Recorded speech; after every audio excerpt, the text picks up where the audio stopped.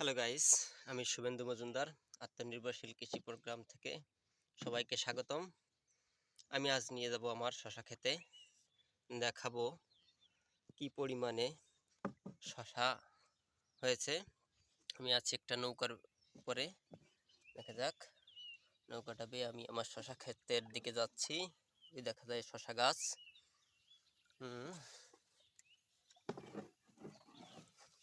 আগের দিনের ভিডিওতে আমি আপনাদের শশা গাছ ছোট অঙ্কুরগুলো দেখিয়েছিলাম। আজ ফলগুলো অনেক বড় হয়েছে গাইস।